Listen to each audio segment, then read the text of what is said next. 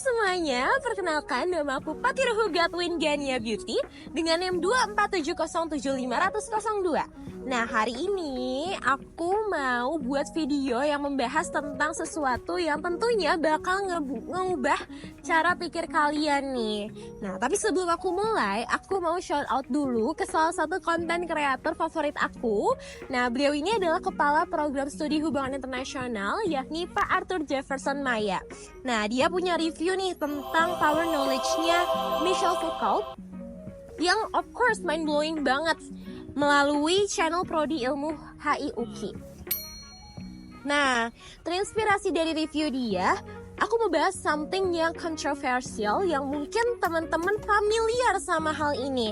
Nah, aku pengen tanya deh, kalian tahu nggak sih atau pernah dengar mungkin tentang Belt and Road Initiative-nya China yang katanya sih win-win corporation dan juga connectivity untuk semua? Well, what if I told you that it is not what it seems? Nah, hari ini kita akan deskonstruksi BRI pakai lensa postmodernisme dan sedikit spoiler, ada cerita tersembunyi di balik narasi korporasinya itu. Oh iya, jadi Pak Arthur Jefferson Maya dalam reviewnya tentang Foucault, dia tuh bilang kalau misalkan ada yang namanya subjugated knowledge. Nah, subjugated knowledge itu apa sih?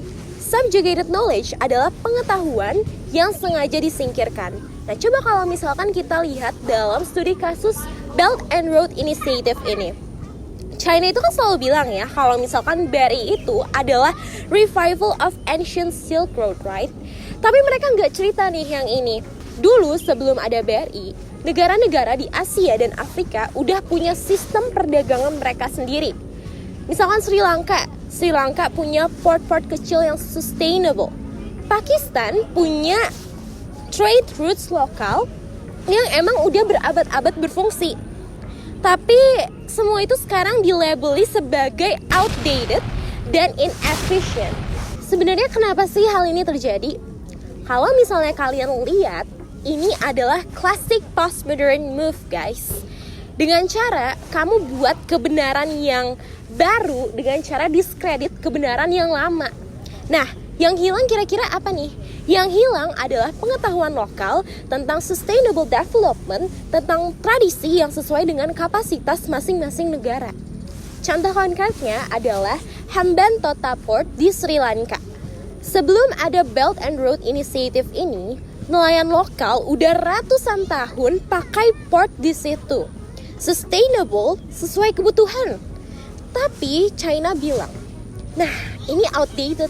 Kalian butuh yang namanya megaport. Resultnya, nelayan kehilangan mata pencaharian. Negara berhutang triliunan.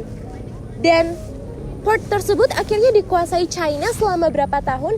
99 tahun.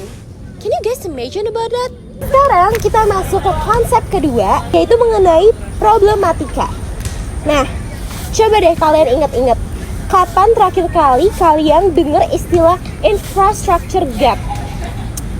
Well, suddenly, semua negara developing itu punya yang namanya infrastructure gap yang harus dipecahkan as soon as possible.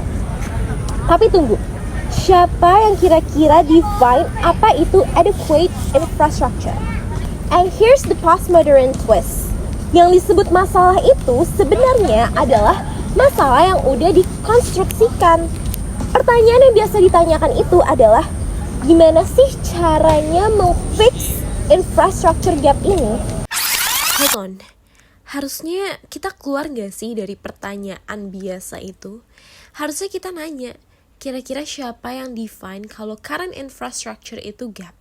Atau kira-kira siapa yang diuntungkan kalau misalkan kita percaya sama narrative infrastructure gap ini?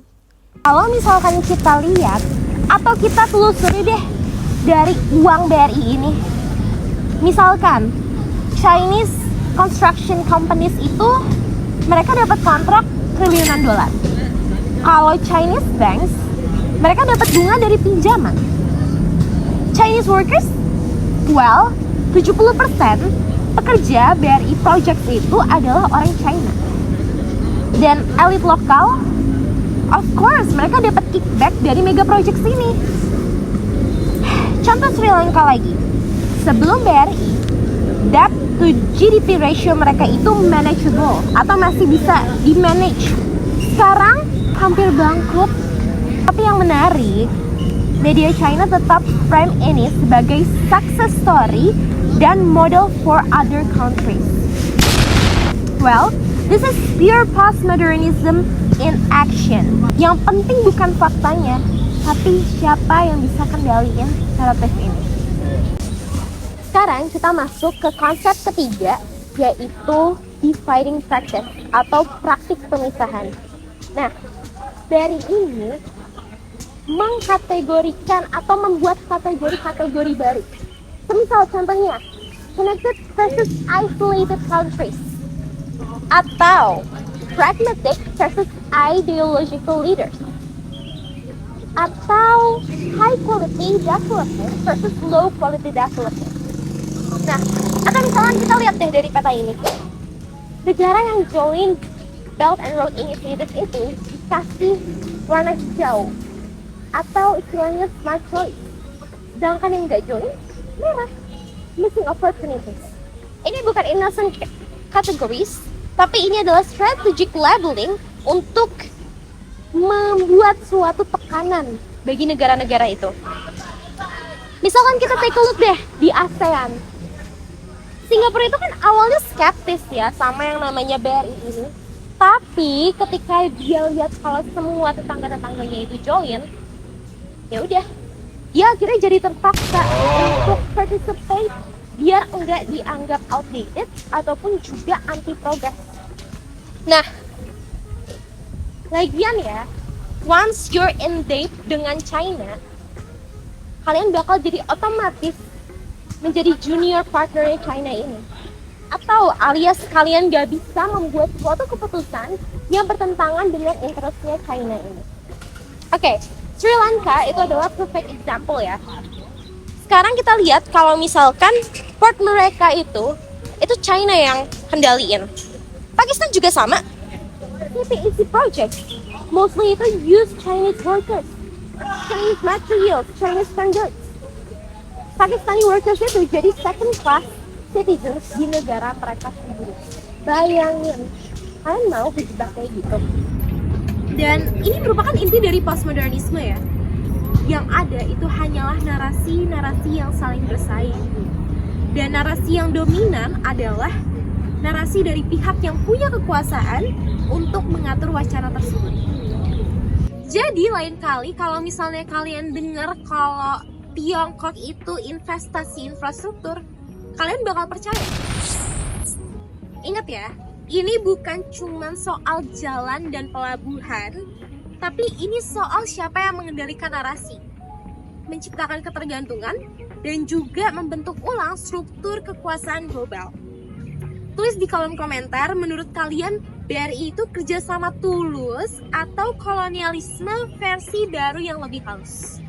Dan jangan lupa subscribe untuk bahasan video tentang hubungan internasional lainnya. Bye-bye!